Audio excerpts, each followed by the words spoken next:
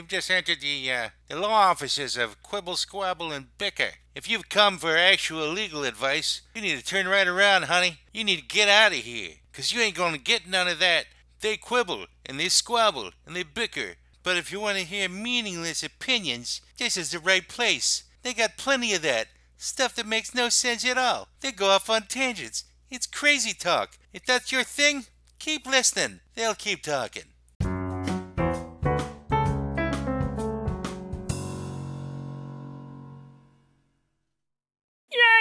Welcome back to the law offices of Quibble, Squabble, and Bicker on this September 9th, 2020, where we have obtained our 12th client, marriage and glue sniffing.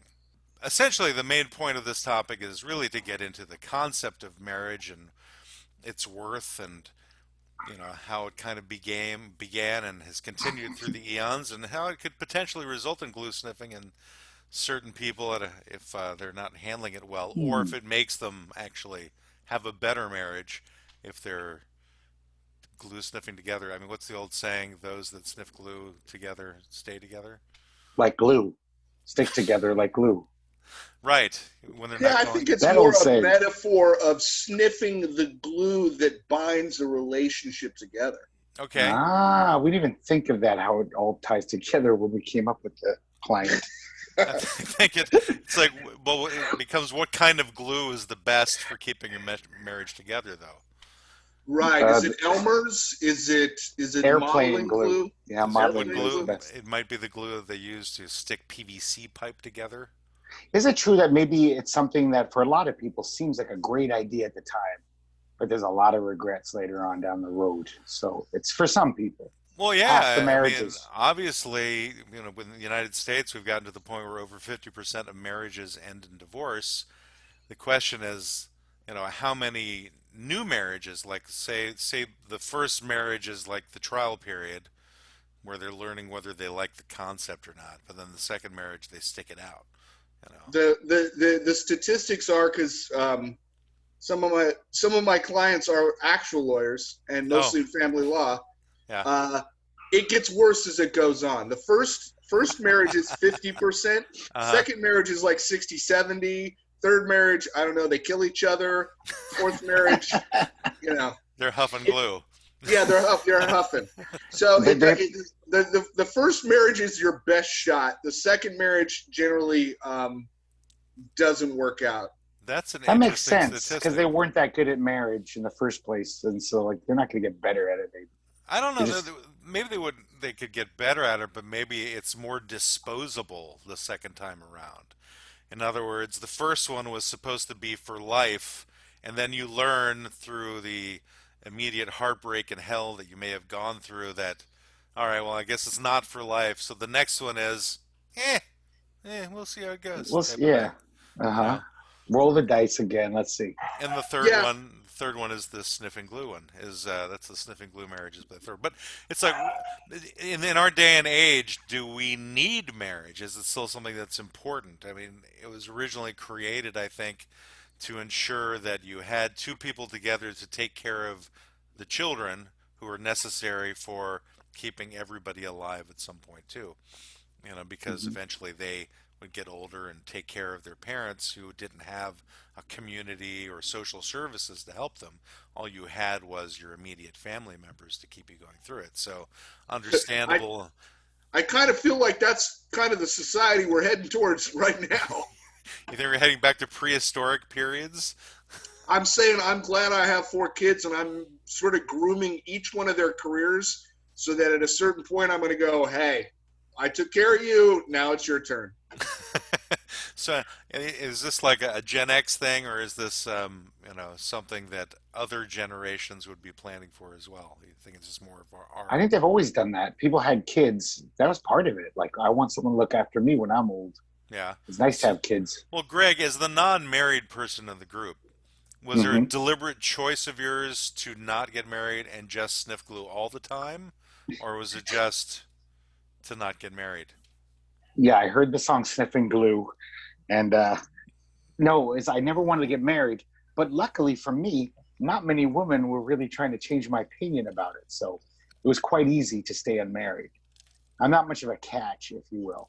So it wasn't like it ever even came up. I don't think I ever dated a woman who even talked about marriage.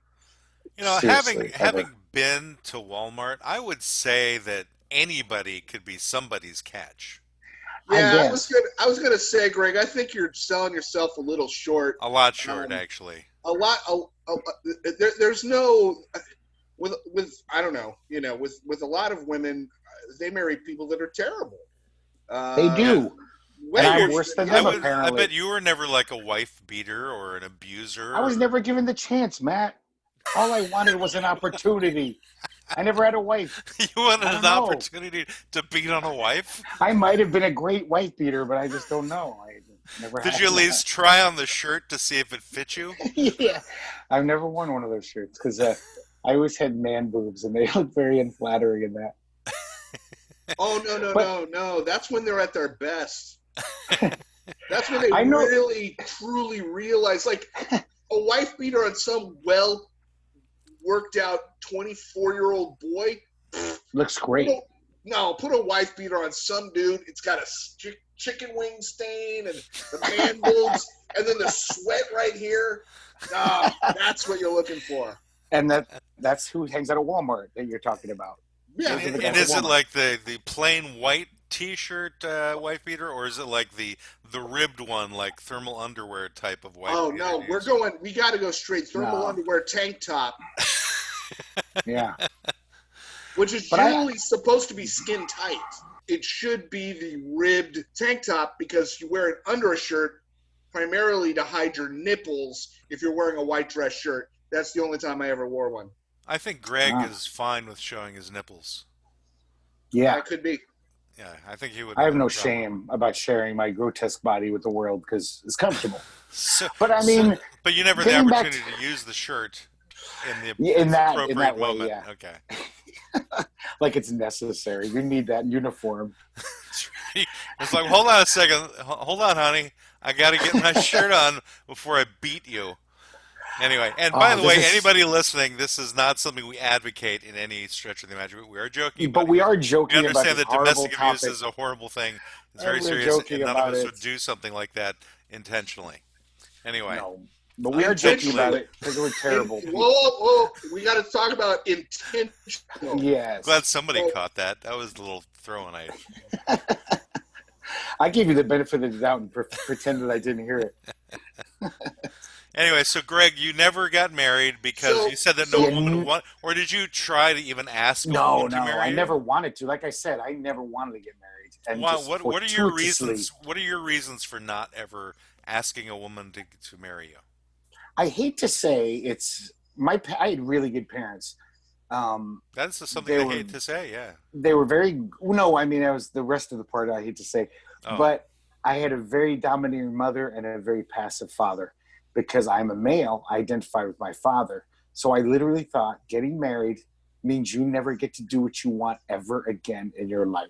That subconsciously, I just thought, oh, getting married, I'll never have a say in anything. I'll have to do all this crap I don't want to do, never get to do what I want to do, and I'll basically be a slave to someone the rest of my life. My so did mom's you always date domineering women? no, and Okay. luckily, I mean, I've definitely been attracted to that, like Catwoman and Batman. I thought was really hot.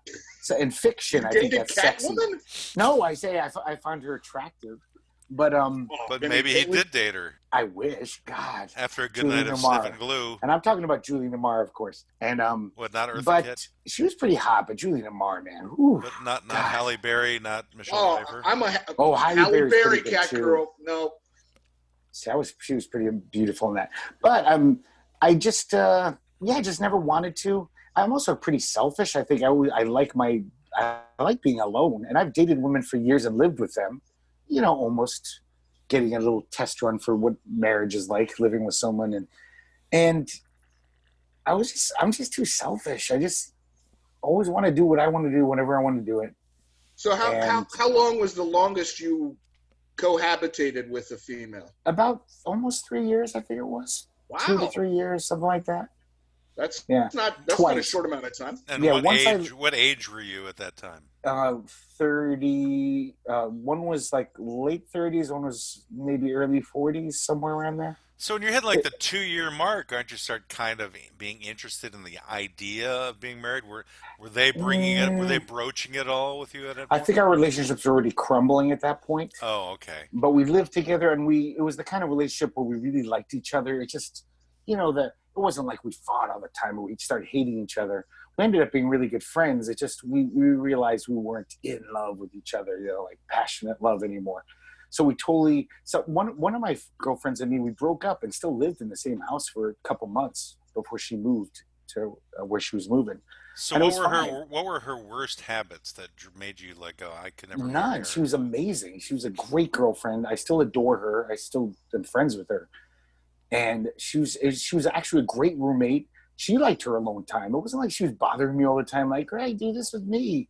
She was a total loner herself. I could have always just said, hey, Pamela, I don't really feel like doing this. I just want to go in my room and read a comic or something. She'd totally be like, fine, yeah. So you had no faults with her. So why'd you guys break up?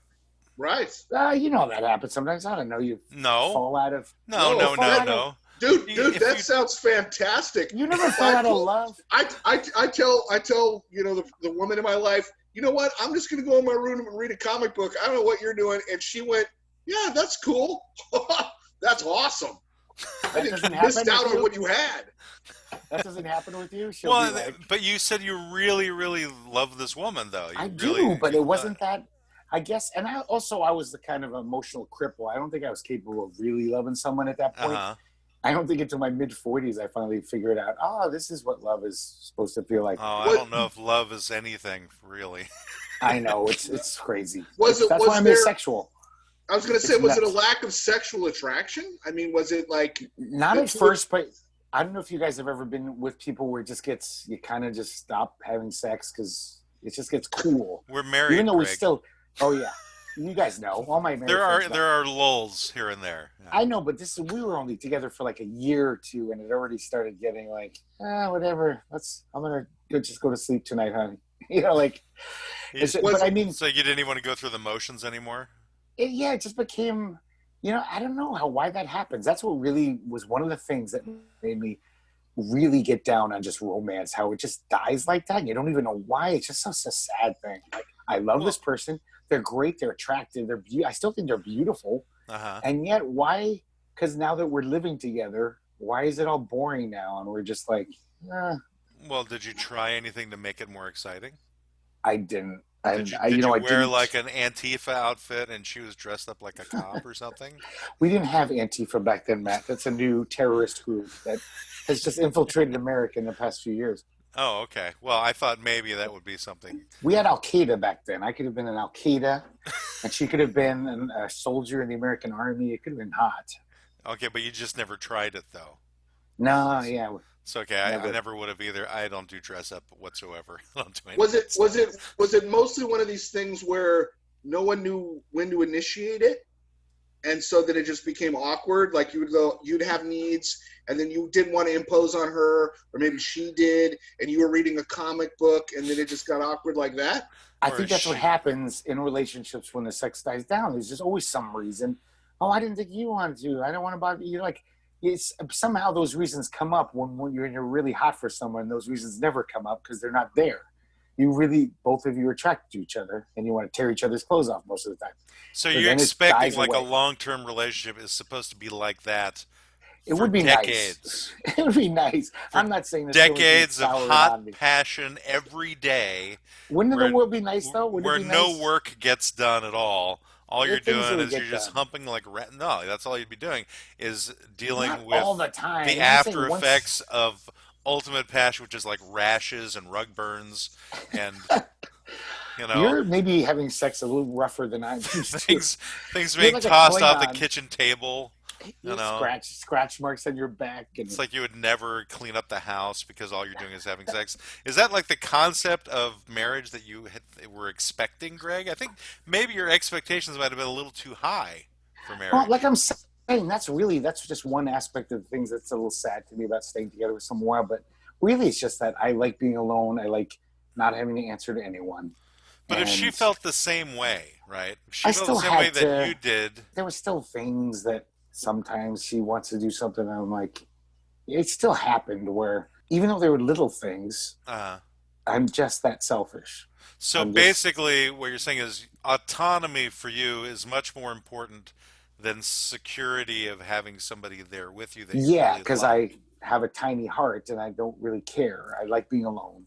Okay. I Yeah, don't have much capacity to love someone.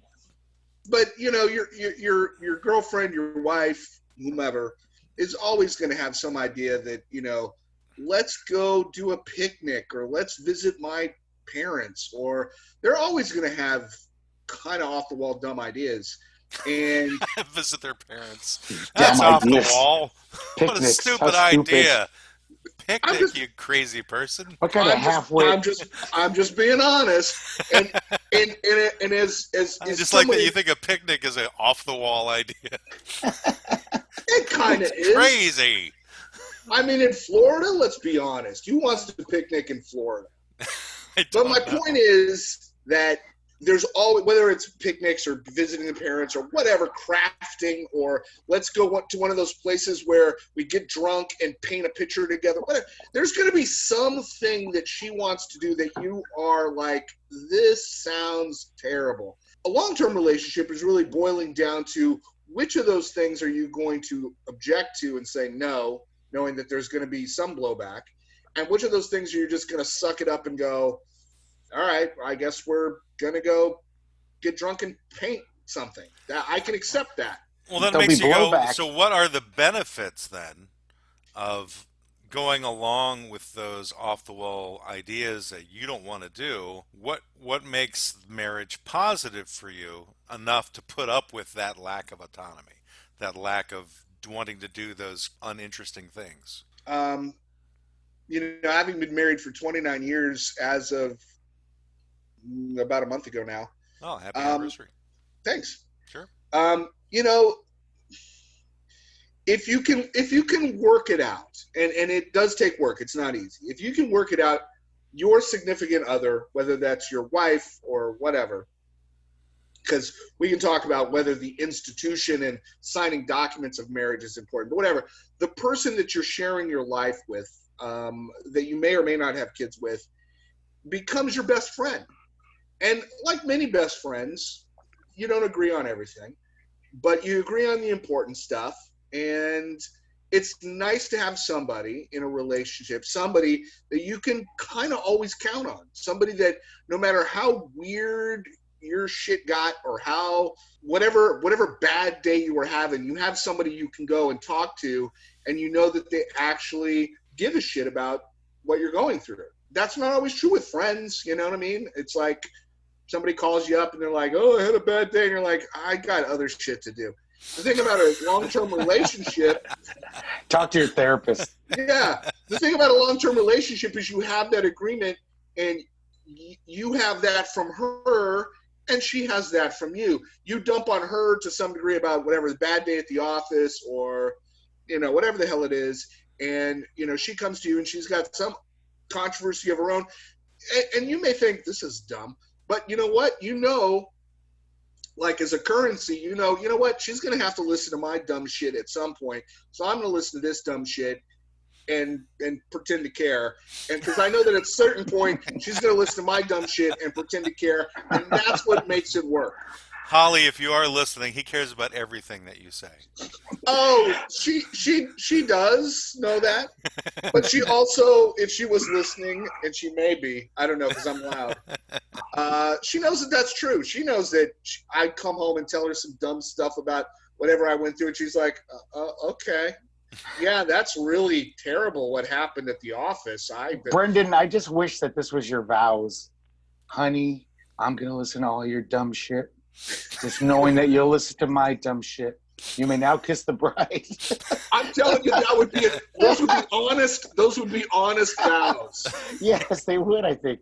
It is. I do miss that. I miss having someone and even the good things. Like I've dated women who have like totally weird senses of humor like I do, where there's certain things in a day I'm like, oh my God, she's the only person I know who would appreciate this, and I can't wait to get home to tell it to her. And so I still am friends with a lot of my exes, and sometimes I'll call them, but it's not the same. The next day I might be like, "Oh, this just happened," and they'll laugh because we do have similar senses of humor. But I do miss that about having a girlfriend. Well, maybe And you could get all of your exes together to move in with you, Greg, and like then a the polygamous ones. thing. No, because you're not married to him, right?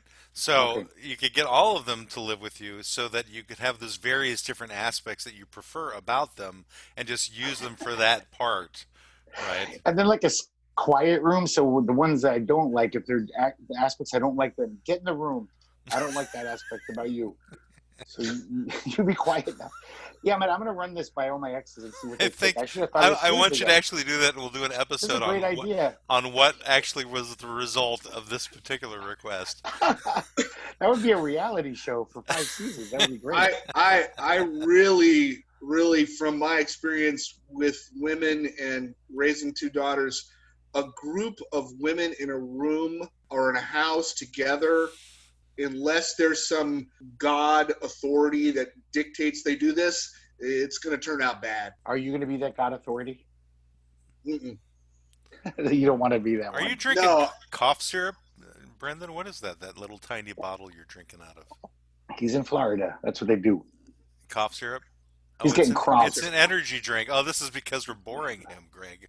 no, He's it's got it. because it's almost 10 o'clock at night, and I put in like 9 hours starting at Yeah, about 7. So I was late today So coming you to so the you want to law be up offices. until like 2 in the morning? Is that it? nah, Do the nah. 12-hour I've, energy I've drink at 9 o'clock at night? I've perfected what I like to call the coffee nap. And that is where you like drink a cup of coffee or some other caffeine thing, and there is a certain spike, and then there's a little bit of a crash, and at that crash you go to sleep. You wake up about 2 hours later. 2 hours later, after having not get any sleep the night before either. I work for myself, so napping is a big part of my life. So you're doing the Thomas Edison thing. Kinda. Thomas Edison was like very well known for cat naps. He felt that sleep was a waste of invention time, and so he would just take cat naps here and there as opposed to sleeping through a night. And I guess that's how he was able to invent the light bulb and the motion picture and That and whatever. stealing the idea from Tesla, but Yeah, and crushing unions, Well, it takes sending his work to goons figure out how to crush a union. It's true. you got to It's, stay You up got to late. work out the Tactics. strategy. Yeah, Especially military Tesla. strategy. He went after Tesla because of the bad haircut. But anyway, what were you Well, gonna that makes sense. Yeah. Yeah, the what is it called? I may be getting this wrong. Polyphasic, I think, sleep thing. There's something to be said for that in terms of, I get up at a certain point. Now, I don't do it because I'm inventing the light bulb. I do it because I have guys overseas that, for me, 2 o'clock in the morning is mid-afternoon for them, So having that kind of schedule, living in kind of this post-industrial world, kind of makes sense, and it doesn't work unless you take naps. The 8 hours of sleep, and you go to bed when it gets dark, and you get up in the morning, works for farmers, and it works for people who have corporate jobs. So we've talked about Greg, who's never been married. Yes. We've talked a little bit about me, who's been married to one woman for 29 years. Yeah. Let's talk about you, Matt. Let's shine the light on your marriage experience. Well, after my first marriage went bust, and I could only really blame myself for the most part of that happening, I had decided I was never going to get married again. And I was like, well, I tried it the one time, and it didn't really work out, and I wasn't really a fan of the ending of it, and I'm like, I don't know if I really want to go through that again. Sorry to interrupt. For our listening audience, how old were you when you got divorced? I'm trying to remember how old I was when I got married. So when I got married, I think I was 28. Mm-hmm. And so the marriage was about, I think we were officially divorced 10 years later, so I would have been like 38. But it was kind of crumbling a couple of years before the actual divorce. But yeah, it was like 2004, I think, when we were officially divorced. And then, was it or 2005, maybe?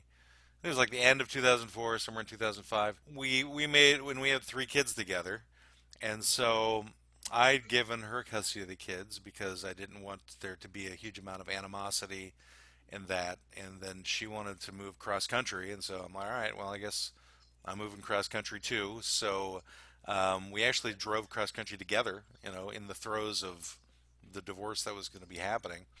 And actually, it was a pretty good trip. We got along pretty well.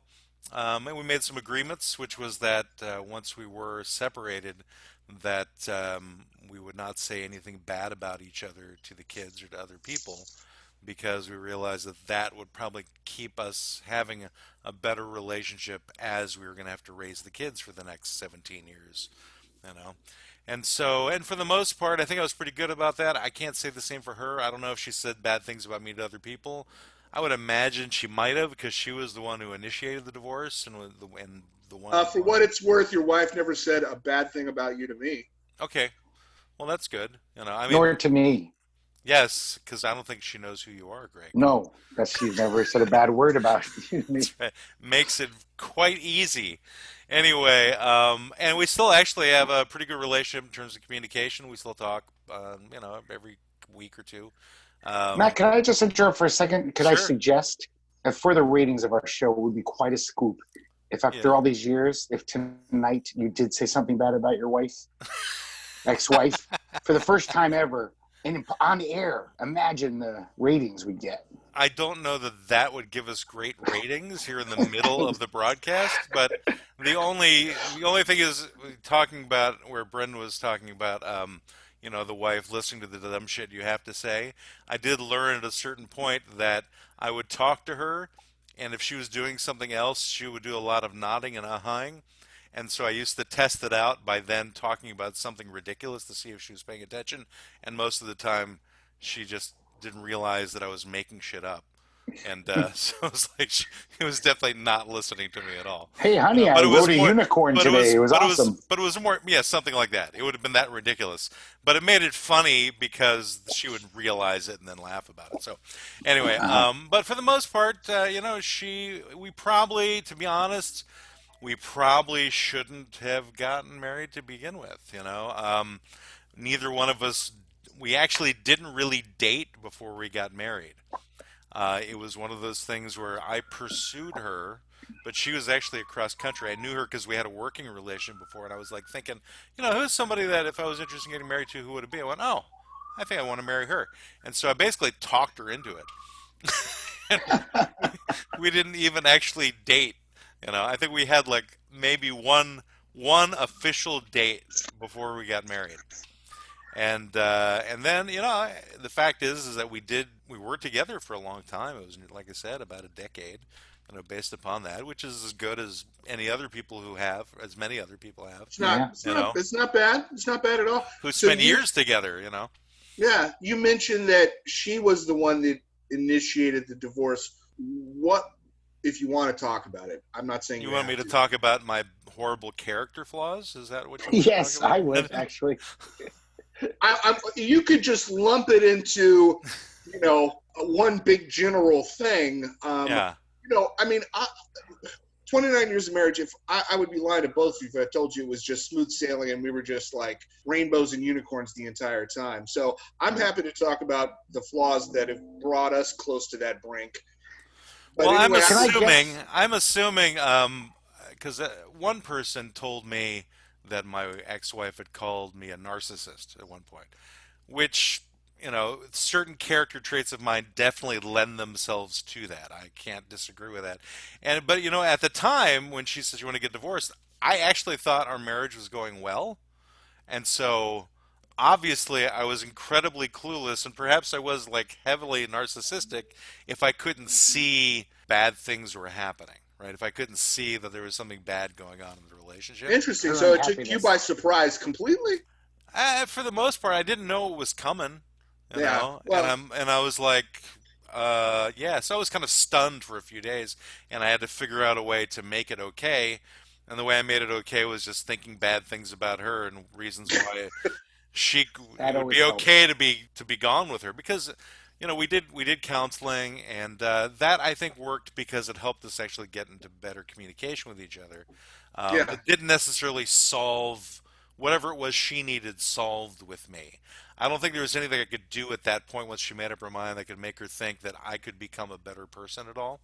And Right. honestly, I didn't really know what I was doing wrong. I think she told me, but then it just didn't sink in. And so, basically for many years after that, I'm like sitting around going, all right, so why am I a horrible person? What was it that I did that caused our family to break up? And I think part of it was temper, because I did have a bit of a volatile temper and could Yeah. raise my voice relatively quickly on certain things. I can be a selfish individual, don't necessarily think beyond that. And I think after we had our first kid, I became more of a responsible person, but prior to that, I wasn't like really that responsible of an individual. Even though I was in my late 20s, I was still kind of a crappy human being. Anyway, not that I'm much better now. Anyway, Right. my fulfilling my selfish desires by doing a podcast when I could be doing something with my wife right now, right? Anyway, Oh, I didn't really mean for this to turn into that, dude. But what's well, interesting, what did you mean, Brendan? What did you want to get from this? What did you want to hear? honestly, I was genuinely interested, and here's Okay, why. because you're Um, planning on marrying Greg. I didn't want to talk about that, but since you brought it up, I could see the signs over the past few weeks. after He he said leers down at you. he Yes. said he wanted to move down here and learn philosophy, I thought, maybe. Yeah, Plato was good at that kind of philosophy. Those Yeah. platonic relationships. Yes, But platonic. for me, honestly, obviously our relationship has, any relationship has its ups and downs, and for us, a lot of times, because Holly has, my wife has never like definitively said, but sort of, mentioned things and suggested heavily that might be the best way to go, and So that what might be the best way to go? divorce. Oh, okay. She's mentioned And it to you because you've been less a than dick. kind. Okay. Yeah. Now, for me, it wasn't that I was narcissistic. I don't know that she would have put it in those terms, but Well, to be honest, I can't say that my ex ever said that about me. I'm just saying that somebody else said that she said it. So I just want to make that clear. That she fair never enough. said it to me. Right. Fair enough. Yeah. What, and this is kind of goes back to why I was sort of like suggesting Greg had something good going on. My wife is very social and very empathetic and very much the life of any party she walks into, and I'm not. You seem like such a happy-go-lucky guy. I Can't know, believe I that. know. It's weird. So, And that obviously reflects itself not just outside of. Greg, did you just like fall over and fart really loudly? What is I going- didn't fart. It was a car. The car was a bad muffler. It's like first your camera went askew, and then that noise happened. I thought, oh no, I've got to get to Greg's house. He's dying. I've fallen and I can't get up, and I'm farting too, and I can't stop farting. It's just like one of those bodies that have been pulled out of a river. That's Okay, let's go back to Brendan. I've totally lost my train of thought. You were Zippy, talking Zippy about the pinhead, maybe- can you pull your head up just a little bit so I can see the top here? Thank you. All right. You were talking about crises in your marriage where your wife had brought up the D word. his head looks like the thing that you buff a shoe on. For our listening audience who can't see. So I became more aloof, more withdrawn. I don't know that I was ever not withdrawn. And But where anyway- in the 29 years did that happen? Was that about the 15-year mark or so, or? Ish. Oh, okay. I can't say it took me by surprise. Like when she made these originations, told me these things, I was like, yeah, I mean, no, I get that. And I decided at that point that, those character traits weren't exactly, I wasn't necessarily proud of them, or I didn't think that they were ideal.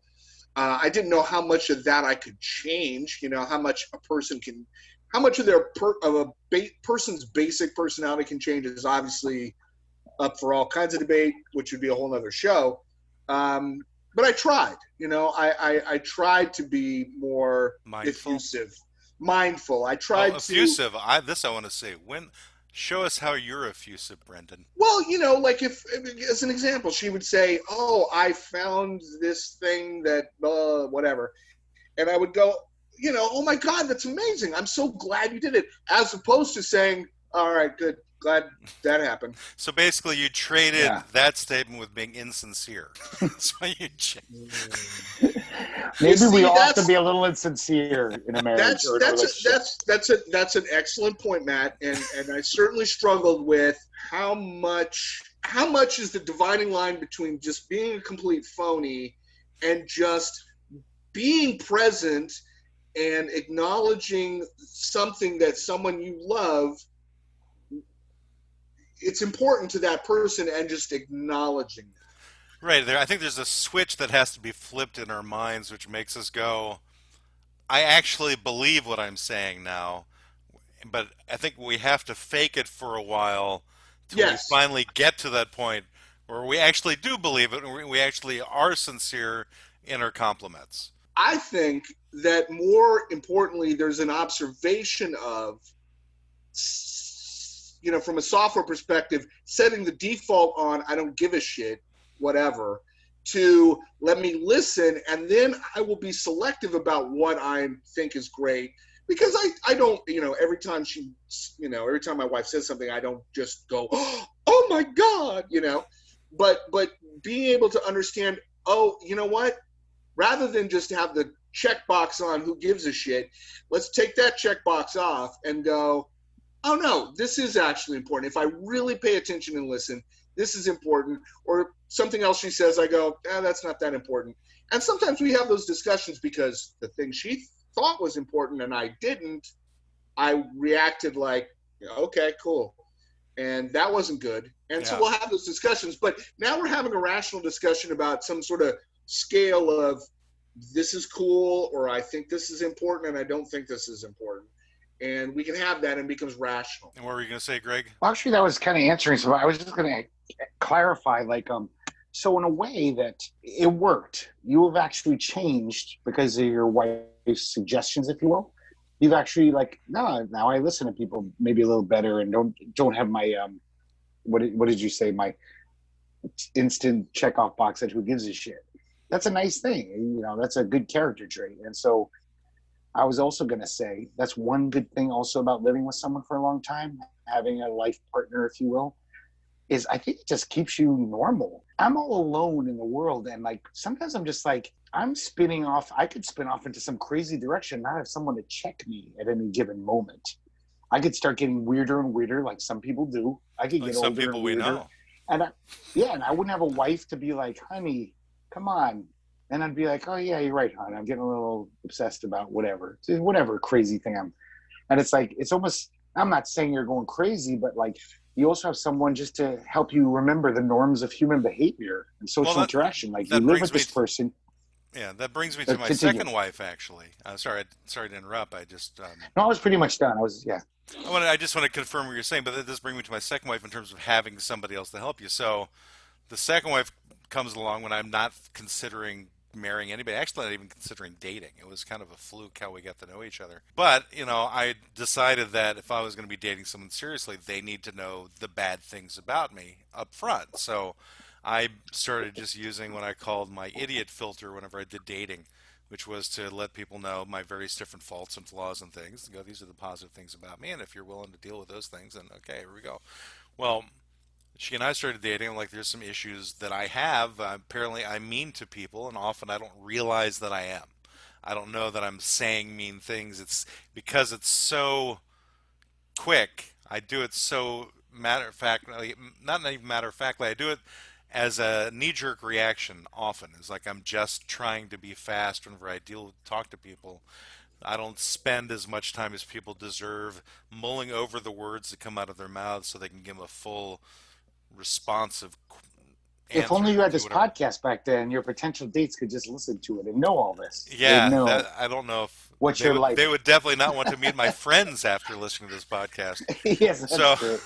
So with my current wife, we had issues in the beginning where she dealt with it. I'm like, okay, well, I'm pretty sure this is one of the things that contributed to the end of my first marriage. I'm like, well, if you're willing, maybe you can help me out and point these things out as they happen. And if I'm doing this thing here, ask me this question. So throughout the course of our marriage, she's been helping me realize whenever I say mean things or vicious things, which I have a tendency to do sometimes. And I don't really want to cause that reaction to somebody, but I just kind of do it because it's kind of how I was raised. So these things are like ingrained within my psyche of how I respond to some people and how I react to some people. And it's through no fault of theirs. It's entirely me for whatever reason I'm doing it. And so it's been very helpful. I'll say to her, I'll ask her to ask me a question like, are you being mean? After I say something which is potentially mean, and so I have to then deliberate it and go, okay, well, I guess maybe I am being mean, and maybe I should apologize. But the problem is that's turned into is I go, oh yeah, I was being mean, and I'll do it again. I'll I'll take the opportunity. Stop me, or I'll I'm do gonna it again. I'm gonna take some friggin' enjoyment out of being mean to this person. I'm gonna continue, but in reality, that's not really what I want. I don't really want to be mean to. I don't really want to cause people to rethink their way of thinking about themselves. Or here's an example. An example with you, Brendan, which I don't think you remember at all. This goes back to about 1992 when we were living together in Virginia. And we were having some conversation, and this is something I have to apologize about because weirdly enough, it's stuck with me all these years. And it's not like a conversation about anything historic or profound. We were just talking about music, and it was like the advent of Green Day, and the band Green Day. We were like talking about Green Day and they basically just annoyed me at the time. And you made the statement of, well, as a student of music, in this very like authoritarian, somber tone, and I just started laughing because I thought it was one of the most ridiculous things for someone to say, because that's just how I felt. But it was unwarranted on my part to make. Basically, I was making fun of you for saying something like that. That you're a student of music, and anyway, so Especially because Brendan went to Juilliard. He was a student of music. I have to quibble with your pronunciation of Juilliard. Juilliard, sorry, Juilliard. Well, that's fascinating. I mean, I don't totally remember that. I don't know why you would. I mean, it's just something that stuck in my head because I realized it was a mean reaction of mine to what you said, and you didn't deserve it. And I could have said it in a different way. And I think the reason I'm bringing it up is because a few weeks ago, on a different episode, you said something very, very similar. You said, as a student of blah, blah, blah, and I totally brought that memory all the way back where I really wanted to do the same reaction to you and make fun of you again. You know what? You know what? If you go back and listen to the tapes, you absolutely did. Because I think you did, Matt, actually. I remember you making the fucking comment, and I'm like, why are you being a dick about it? I'm just talking. You almost thought you grew as a person. But I thought I did. I guess I joke. did. I thought I didn't do it.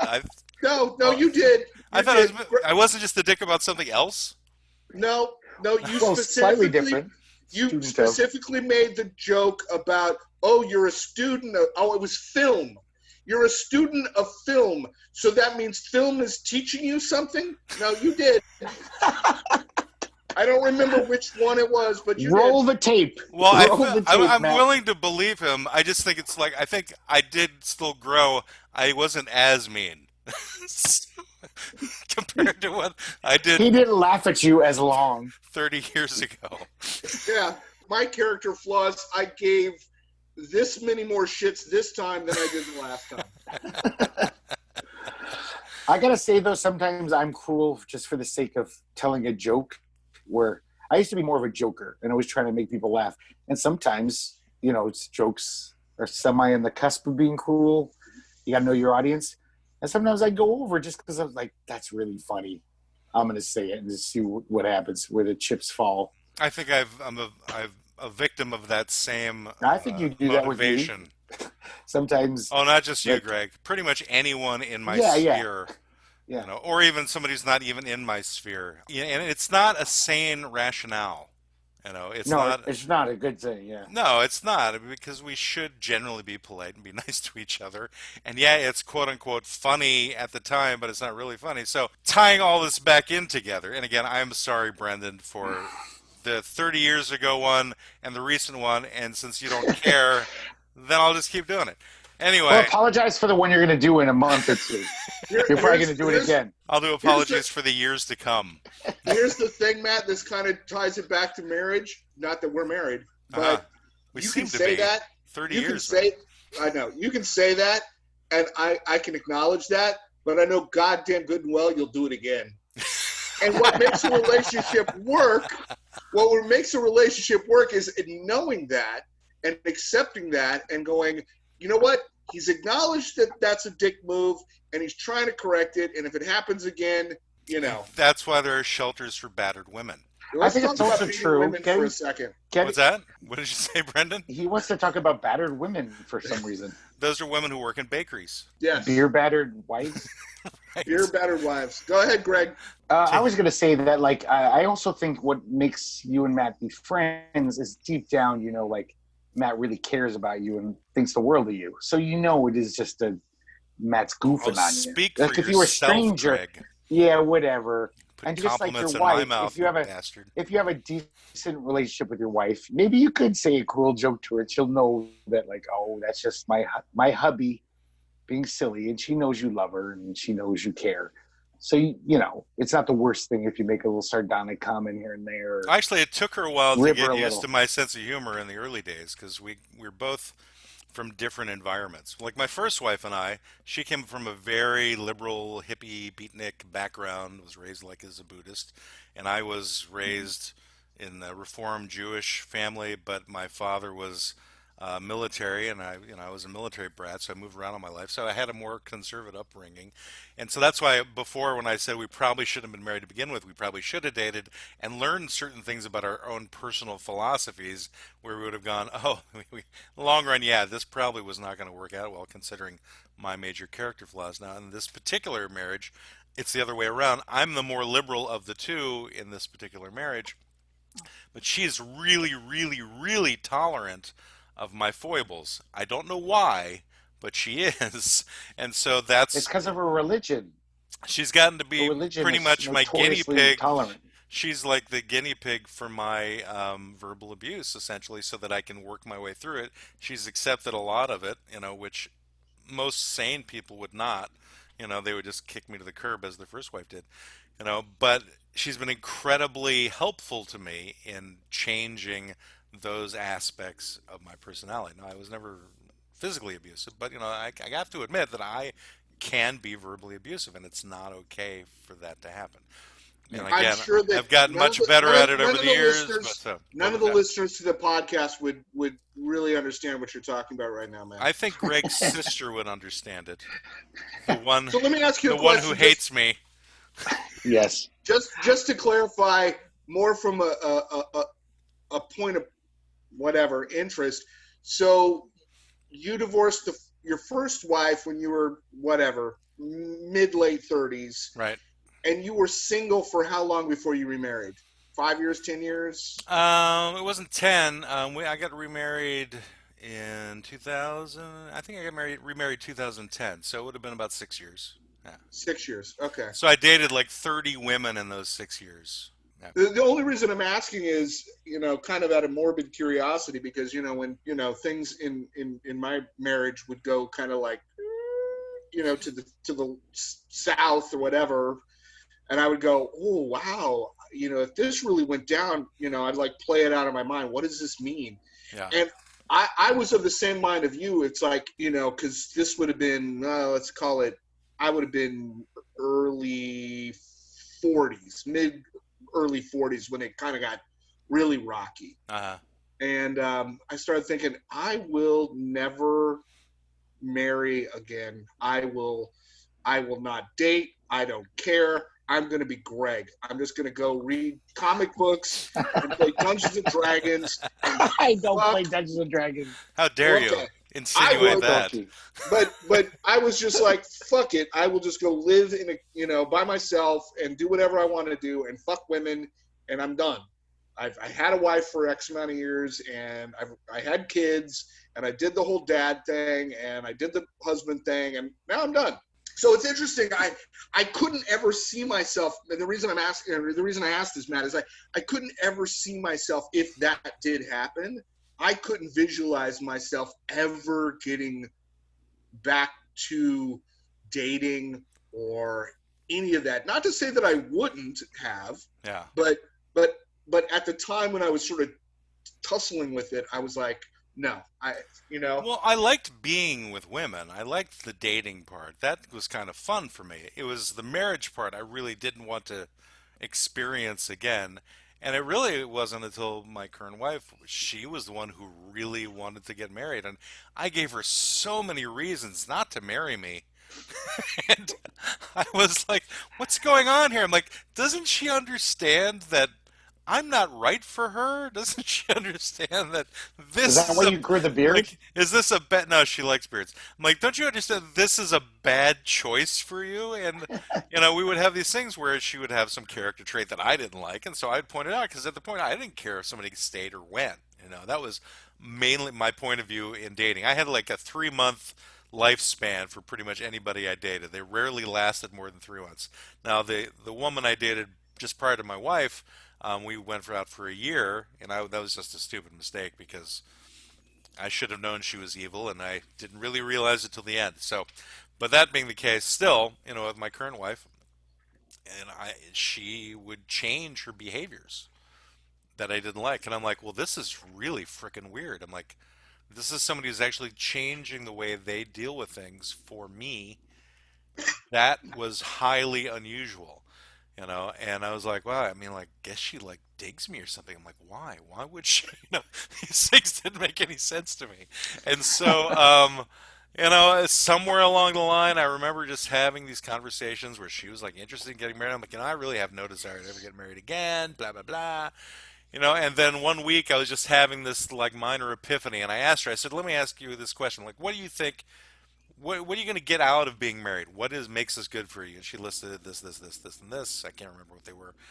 And I said, well, we could do all of that without ever getting married. And 2 days later, I proposed to her and flipped her out, because she wasn't expecting it all, which is kind of my nature too, is I like to do little surprises for people. They don't expect me to do something, I'll do something. And she said yes, and I went, all right, I guess we're going through with this. And, now I guess we've been together for like 11 years, been married for 10, and, this, which is as long as my first one, and we've gotten through all the rocky parts. All the bad parts have been kind of done. So now it's kind of like, well, okay, I guess this is the long haul now. Right. Don't you think that Sniffing glue is tomorrow, though. that sniffing glue would help? It No, might. that It might help more. that obviously as an older person, or be more mature, whatever you want to call it, remarrying after a marriage, you have a certain better sense of the game. You know what I mean? Like, which unfortunately the statistics, as I said at the beginning of the podcast, don't work out. But it should be, logically, in my opinion, that if you were married and it didn't work out, and then you get remarried, you can look back at that past experience and go, okay, well, these are the things I didn't do right, or these are the things that she, whatever. You can kind of rationally look at it and then go, Yeah, like practice makes perfect. Yeah, here's a better path forward. Unfortunately, what's weird is that statistically that's not the case.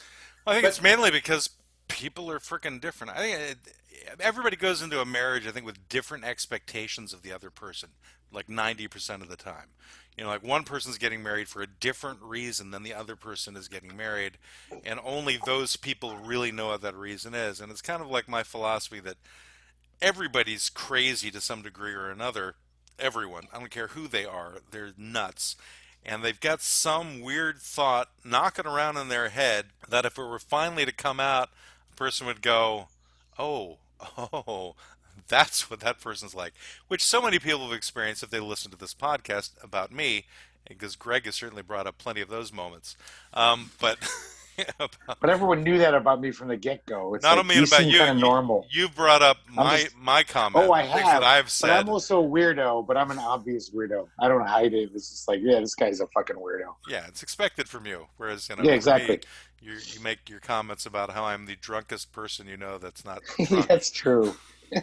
You do come up with some bon mots. However, Stagger most of me. those things aren't. I'm not really being serious about. So, I but know. still, some people have these really crazy thoughts, and I think that 60% or that 70% of people who don't make it in their second and third marriages, I think it's a similar thing. They didn't really learn how to communicate and get to that nutty thought, where the thing you go, oh, I need to get away from this quickly, and it could be, most of those people getting married for the third time, they could actually be serial killers or something. And, they finally get found out about it. I think that's what it is. Everyone who's been married 3 or 4 times is actually a serial killer. And I think that's I Yes, honestly think statistics happened. prove that. too. If you married Yes. if you've had more 4 marriages, you obviously are Look at chopping the people up stats. and burying them under your house. Look at the stats, man. Yes. Yeah, I think honestly, I think people that get married more than a couple of times obviously have a bunch of money. No, they don't. Oh, one of them has not a lot of money. No, I think they One of have them's to in poor. order to survive that many goes, getting together and separating. Now, my question is for Greg. Greg, so we've talked a lot about being married for a long time and Yeah. being married and divorced and remarrying. So my question for you is, you're 52, right? Yeah, I'm almost 53 in a few days. There you go. You answered the question. He's all good. Good. So Yep, I'm 52. End of would story. you? Move And on. That's I'm a not question saying- you wanted to ask. I'm not saying marriage. I'm not saying you got to go down to the courthouse and sign some paperwork. Yeah. But would you, at this point, consider, getting together with some sort of life partner for the last, whatever, 30, 40 years of your life? He would Not have to now. consider actually having sex with another person first. Yeah. Because maybe I could find Because a he's been asexual for a number of years now. Yeah, I don't even want to have sex. Like even loose sex. I know it's fucking weird to say out loud, isn't it? But like having said all this and how I feel now, I know it's probably a phase. I mean, unless I'm a really fucked up person, but like Wait, I know I could meet a woman unless you unless it's more fucked up than any of us can imagine than thought. But I know tomorrow I could meet a woman and all of these thoughts will go out the window and I'll be like, this makes total sense. That's how love is. I mean, like Matt, when he was done with his first wife, this happened so many times. I've known so many guys who got their heart broken, like, I'll never love again, fuck. They meet someone a week later and they forgot all about their old lover and they're just like, this is great. That's what love is like. And so well, for me, I'm it wasn't sure, about forgetting the first one. It was more like no, it's not like I'm I not was saying still you forgot pining them. for her or anything. It was for me. It was Yeah. just I just didn't want to go through it again. Yeah, and you were just pretty much in that mode, in that time of your life. You were just like, fuck marriage. I'm gonna fight against it. Yeah. And whatever, I'm even beyond that, where I don't even want to date women. But I know that could change any day if it's some woman I meet. I mean, love is crazy. Well, let me ask you a question to kind of sum up our whole conversation here, which is marriage still useful in this day and age? What about like just saying? Is it necessary? I know it's an odious term, but like life partnership or whatever, having a significant other like for. Well, I'm talking about the forever. institution of marriage. Is it still viable? Is it The still actual worth- like formal institution of getting the documents? Yes, I don't think I never thought that was the useful. blood That test, was always all silly. that stuff. Yeah, I never thought that was useful. It doesn't matter if you're actually married or you just dedicate your lives to each other. Like I found the person I want to spend the rest of my life with. Who What do gives you a think? shit if you got married? Who What do cares? you think, Brendan? Well, first off, just from a science perspective, the blood test is kind of important if you plan on having kids. No, that is important. Sorry, that is an important part of the process. But signing some documents or whatever. But beyond that, beyond the actual blood test and making sure you're not marrying your cousin or something, the paperwork of marriage is unimportant. And I think that kids, young adults today are seeing that more and more. But I think there is something to be said for, especially if you're having kids, and that's part of your plan, whatever. Having somebody there to raise those kids and provide that sort of stability, I think that is an important institution. And I think that mom and dad need to suck it up relative to their own emotional needs from time to time in order for the greater good. Yeah. I think some Yeah. people shouldn't stay married. I think some people should be apart because they're Yeah. violent or Yeah, they're detrimental just to the other hurting the person, kids. right? It's Oh worse for the yeah, kids. Or no, even this just is hurting not to each other, say you know. So this is not to say you should stay with somebody who's abusive or yeah. a complete asshole, but I think that a vast majority of divorces are not based on the fact that Bob is beating Susie. I think they're based upon people being incapable of knowing how to deal with the other person or just looking for the easy out. You Mm-hmm. know, they're like, okay, well, I can't take this anymore. I'm not going to try and fix it. So I have other things that I want to do, and I'm Do going you to think get it's out of valid this. though, guys, to just divorce if like, hey, I just fell in love with this person? I think that happens all the time. I think that People that's a silly excuse for people to say they fall is it out of love. no, you can fall out of love. Well, I think It's falling in happened love many is times. legitimate either. But the point is love is a created thing. It's something that you choose to feel towards somebody else. Other than that, it's just love or lust or obsession, right? Love is something that grows and you create on it. You make it stronger. You don't fall out of love. You deliberately choose not to love, is my opinion on that. Uh, So, Yeah, I don't believe uh, that. Sorry. Greg, I just disagree. my not even counterpoint, my further clarification on that point is if the two of you decide that you've fallen out of love with each other and you don't have kids, yes, please divorce now. No, I've known some couples who didn't love each other. They divorced, but they didn't hate each other, and they still raised their kids pretty well, even though they weren't Yeah, living I know. together, dating other people. They still were just great parents, and they as like far as were you there for their know, kids. as far Well, as you they know. the kids grew up pretty damn good. I'm old enough where I've seen these Well, I'm kids not talking become about the Yeah, adults. kids. I'm talking about the couples themselves. As Well, far as you I know, know them. they got They're along. Yeah, but no, I'm you saying don't know them as well as they know them. all I know is that the kids ended up okay. So and then and you know at the what, end of the Greg, day, that's totally fine. yeah, I'm guess because of my perspective, I'm the hardliner here. yeah. I mean, I know Mac's kids are good kids, and Mac got divorced, and it all worked out. I'm not to say that kids are doomed or people shouldn't divorce at all.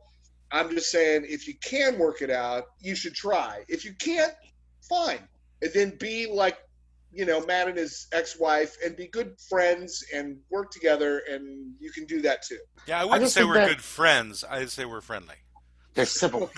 Yes. They're civil. That's I don't even We I don't don't even want to we I don't don't even yell want at to each know. other anymore. Let's put it that way. All right, on to the pizza fund. Pizza fund is here.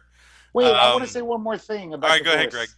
One more Because thing. as Up. a person, I Time's just up. want to say since divorce has become more basically acceptable, it wasn't acceptable. Like people just stayed together even though they were miserable for the rest of their lives. And I got to say, there's something to be said for like you got one life, and just because somebody says, "Oh, divorce is shameful," you got to stay with this bad choice you made when you were 18 forever. That's Yeah. pretty fucking sad, and I Right. kind of like the But fact that it's now that's okay. basically stating that they're married, but I'm talking about getting married at all, not staying married. Yeah, but I thought we were talking about divorce and marriage too. Yeah, Sorry. well, we had kind of gotten through that point already. Anyway, Okay, pizza fund. pizza fund. The Pizza. important things. Let's talk about something important. Exactly. So far we have raised, and drum roll, please. I'll accept the lip roll. We have raised $3.91. That's a huge leap, huh? I think we were at 291 last week, Yeah, weren't we? isn't that the biggest Yeah. jump? That's Yeah, by that's far like the biggest nearly leap we've ever a had. buck in a week. That's highly unusual. So, and going into analytics, where's my information? All right, I'll Oh, just the go into sober guy slurring again. I'm just going to go to the analytics. So, we've got more American listeners now than other countries. Like a lot more now. We were at 82% American. We were like at 71 or 75% before. France has dipped down to 14%. I think after all of Oh, our bad French imitations, we dropped the French vote.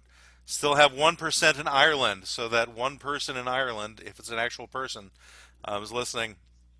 And again, still less than 1%. Canada, Ukraine, Nigeria, United Kingdom, and Germany. So strange. I don't understand that. Anyway, I want to just reach out to our Nigerian listener. yes. I feel you. Please reach out to us. Send me some sort of scammy email about how you're the prince or something. I don't know. I'm willing to listen.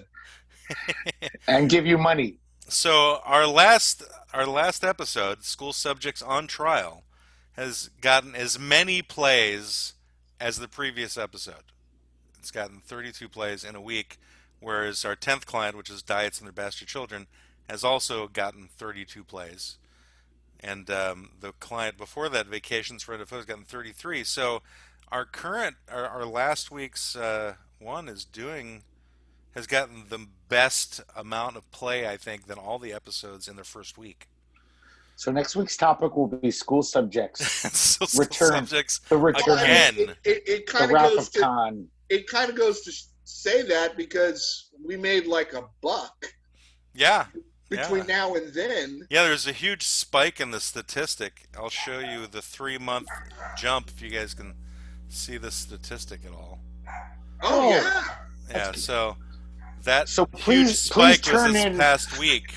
Please tune in next week for the school board of Quibble, Squabble, and Bicker, where we will discuss education. We'll only for the be next discussing year. school subjects. But our first episode is still the one with the most plays, which is Favorite Ethnic Foods at 53. It doesn't move much these days, but it still moves occasionally. Idiocracy is second. That was our 4th client. And that had 46 plays. So some people seem to be listening. I know that one person that Greg and I mutually know said that she's gotten through all of her episodes and now she's like addicted to the podcast. So it goes to show that we have one person, that we have actually one fan. And their main And thing what is that? What is her name? her name is Paula. Paula. Yes. If you want to say hi to Paula, say hi to Paula. Paula, Hi, we Paula. love you. Yes. I don't even know who you are. I think these two guys know you, but Yeah, we I know love her. you. We definitely know her. I love you, Paula. Come to Florida. She'll teach you philosophy. She has stated that she thought you were a little too right wing in the beginning.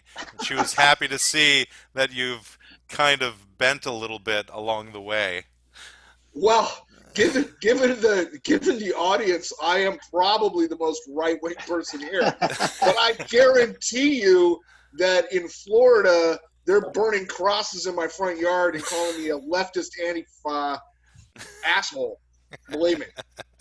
Well, Brendan doesn't drink kombucha, so he's a Right. suspect to me. Well, I don't drink kombucha either. Why would anybody? What? Why would anybody drink that stuff? Fermented Oh, tea? Do I even know Wow. you guys? What kind of podcast am I on? Greg, when's the last time you drank kombucha? I'm drinking it right now with my bourbon. I mixed Drinking it. bourbon and kombucha. Bourbon No, and I don't. kombucha? Is that a drink? What is that called? It's called It's death. called a diuretic. A rusty Antifa? It's a What is rusty. it? It's a rusty testicle. Is what it's called. It's called Poor Man's Epicat. All right. All right. Well, that being said, let's wrap this sucker up. That's So, right. anybody have a pithy comment, something profound they want to end the episode with? Anything new? Astoria's burning. Astoria is burning. This has been the law offices of Quibble, Squabble, and Bicker Computer Telecast, where any advice has been designed purely for amusement and deep-sea diving. Please take a candy on your way out, pet the lion tamer, and subscribe to this computer telecast if you know it's good for you. The law offices of Quibble, Squabble, and Bicker deny all culpability in today's events and are not to be confused with real law offices that have a secretary and books and stuff. Thank you all. Have a good day.